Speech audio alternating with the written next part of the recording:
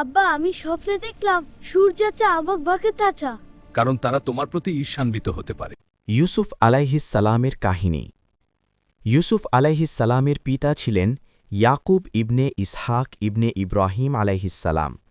তারা সবাই ক্যানআন বা ফিলিস্তিনের হেব্রন এলাকার বাসিন্দা ছিলেন। ইয়াকুব আলাইহিসসালামের দ্বিতীয়া স্ত্রীর গর্ভে জন্মগ্রহণ করেন ইউসুফ ও বেনিয়ামিন। শেষোক্ত সন্তান জন্মের পরপরই তার মা মৃত্যুবরণ করেন। পরে ইয়াকুব আলাইহিসসালাম তার স্ত্রীর অপর এক বোন লায়লাকে বিবাহ করেন। ইউসুফের সাথে মিশরে পুনর্মিলনের সময় ইনি মা হিসাবে সেখানে পিতার সাথে উপস্থিত ছিলেন। আল বিদায়া ওয়ান নিহায়া ১-২০৪ পৃষ্ঠা। হজরত ইয়াকুব আলাইহিসসালাম মিশরে পুত্র ইউসুফের সাথে ১৭ বছর মতান্তরে ২০ বছরের অধিক কাল অতিবাহিত করেন।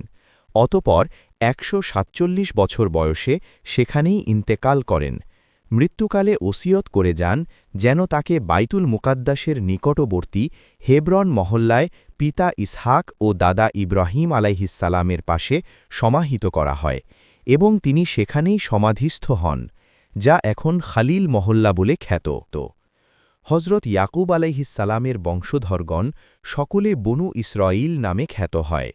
তার ১২ পুত্রের মধ্যে মাত্র ইউসুফ নবী হয়েছিলেন। তার রূপ লাবণ্য ছিল অতুলনীয়।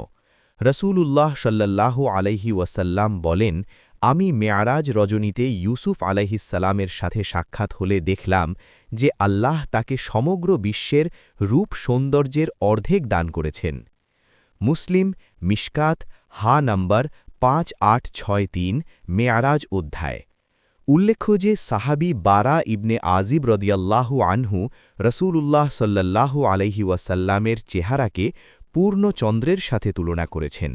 বুখারী হা নম্বর 3380 নবীর গুণাবলী অনুচ্ছেদ, যেদিকে ইঙ্গিত করেই ফার্সি কবি গেয়েছেন, হুসনে ইউসুফ দমে ঈসা यदे বাইজা দারি আঁচে খুব হ্যাঁ সভি দারন তু তনহা দারি।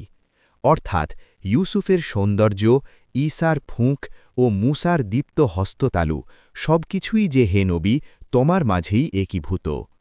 জুলাইখার গর্ভে ইউসুফ আলাইহিসসালামের ২টি পুত্র সন্তান হয়। তাদের নাম ছিল ইফরাইম ও মানশা। ইফরাইমের একটি পুত্র ও একটি কন্যা সন্তান হয়। পুত্র ছিলেন ইফরাইম, যার পুত্র নুন নবী হন, এবং কন্যা ছিলেন লাইয়া অথবা রাহমা, যিনি আইয়ুব আলাইহিসসালামের স্ত্রী ছিলেন। ইবনে কাসির ইউসুফ ৫-৭ পৃষ্ঠা। উল্লেখ্য যে বিগত নবীদের বংশতালিকার অধিকাংশ নিশ্চিতভাবে প্রমাণিত নয়। আল্লাহ সর্বাধিক অবগত। বন্ধুরা, ভিডিওটি এই পর্যন্ত। ভিডিওটি ভালো লাগলে চ্যানেলটি সাবস্ক্রাইব করুন, ভিডিওতে লাইক দিন, কমেন্ট করে জানান ভিডিওটি কেমন লাগলো।